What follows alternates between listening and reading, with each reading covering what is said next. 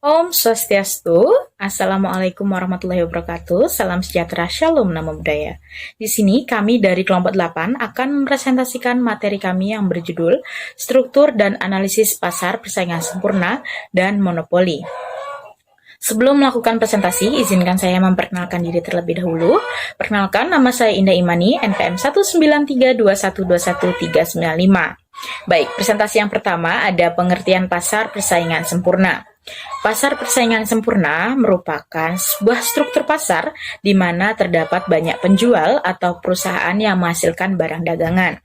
Pasar persaingan sempurna juga dapat diartikan sebagai pasar yang mempunyai banyak perusahaan untuk memberikan pelayanan terhadap pembeli di dalam pasar. Adapun ciri-ciri dari pasar persaingan sempurna yakni 1. Banyak pembeli atau perusahaan dalam pasar. 2. Penjual dan pembeli tidak mampu menentukan harga barang yang mereka jual maupun harga barang yang mereka beli. 3. Penjual atau perusahaan dapat dengan mudah mengakses masuk dan keluarnya dari area pasar. 4. Setiap produsen atau penjual kebanyakan menjual atau menghasilkan barang yang sama jenisnya atau barang homogen. 5. Pembeli mempunyai pengetahuan yang sempurna tentang keadaan di dalam pasar. Baik, presentasi selanjutnya akan dilanjutkan oleh rekan saya.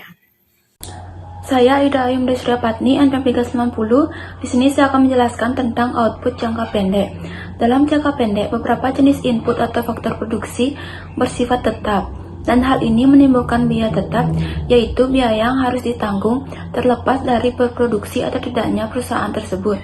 Karena itu, meskipun dalam jangka pendek menderita kerugian, perusahaan masih tetap lebih baik berproduksi, sejauh kerugian tersebut lebih kecil dibanding biaya tetapnya.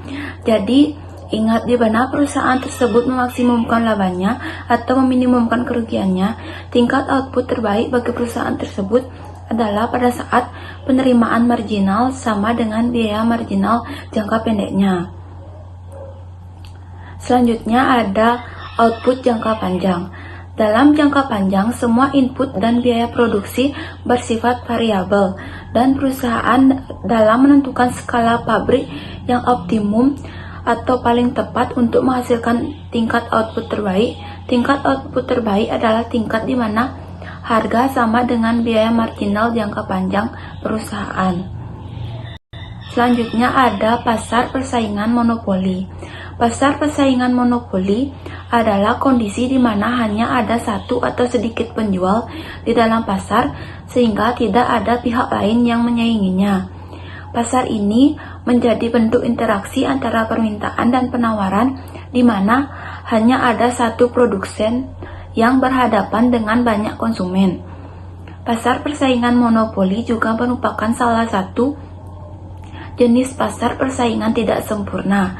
Sistem pasar monopoli ini dikembangkan karena tidak adanya kepuasan pada analisis model persaingan pasar sempurna atau persaingan pasar monopoli. Perkenalkan, nama saya Agung Madeswara Utama, NPM 19321121389. Di sini saya akan melanjutkan presentasi dari teman saya, yaitu ciri-ciri pasar persaingan monopoli. Yang pertama, memiliki jumlah proses atau penjual yang sangat banyak. Yang kedua, definisi produk. Yang ketiga, persaingan produsen tidak berdasar pada harga. Yang keempat, kebebasan produsen baru untuk keluar dan masuk pasar. Yang kelima, perkembangan teknologi dan inovasi. Sumber terjadinya pasar monopoli. Yang pertama, memiliki sumber daya yang unik. Salah satu sumber penting dari adanya monopoli adalah pemilikan suatu sumber daya yang unik atau istimewa yang tidak dimiliki oleh orang atau perusahaan lain. Yang kedua, dapat menikmati skala ekonomi. Di dalam abad ini, perkembangan teknologi berlaku sangat pesat sekali. Keadaan seperti ini berarti suatu perusahaan hanya akan menikmati skala ekonomi yang maksimum apabila tingkat produksinya adalah sangat besar jumlahnya. Dengan demikian, sebagai akibat dari skala ekonomi yang demikian sifatnya, perusahaan dapat menurunkan harga barangnya apabila produksi semakin tinggi. Yang ketiga, kekuasaan monopoli yang diperoleh melalui peraturan pemerintah.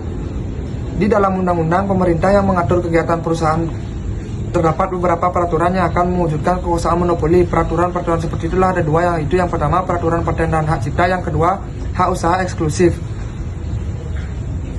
Peraturan paten dan hak cipta. Perkembangan ekonomi yang pesat terutama ditemukan oleh perkembangan teknologi. Oleh sebab itu, kegiatan dan pengeluaran untuk mengembangkan teknologi tidak akan dilakukan perusahaan apabila hasil jerih payah mereka dengan mudah saja dicontoh atau dijiplak oleh perusahaan lain. Yang kedua, hak usaha eksklusif. Apabila skala ekonomi hanya diperoleh perusahaan, setelah perusahaan itu mencapai Perkenalkan, nama saya Igdadi Wirinata, NPM 79321213883. Di sini saya akan menjelaskan tentang penentuan harga, output jangka pendek dan jangka panjang pada pasar persaingan monopoli. Penentuan harga dan output jangka pendek. Seorang monopolis berbeda sama sekali dengan perusahaan dalam pasar persaingan sempurna. Tidak bertindak sebagai pengambil harga, tetapi dapat menentukan harga produk yang dijualnya. Seorang monopolis adalah penjual tunggal sebuah produk yang tidak memiliki substitusi dekat, yang menghadapi kurva permintaan pasar atau produk itu yang memiliki kemiringan negatif. Berarti seorang monopolis dapat menjual lebih banyak produknya hanya dengan menurunkan harga. Karena itu, mendapatkan marginalnya lebih kecil daripada produk dan kurva pendapatan marginalnya berada di bawah kurva permintaan yang dihadapinya.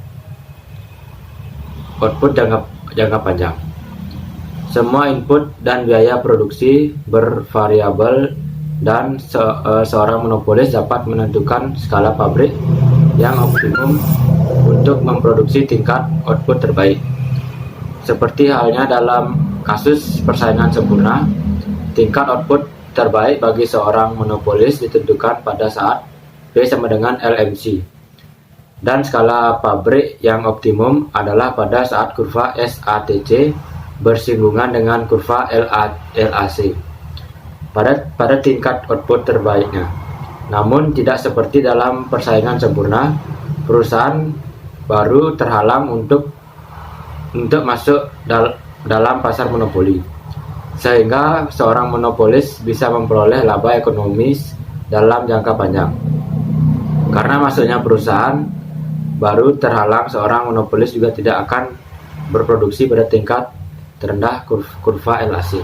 Sekian presentasi dari saya, Om Sandi Sanjoyo.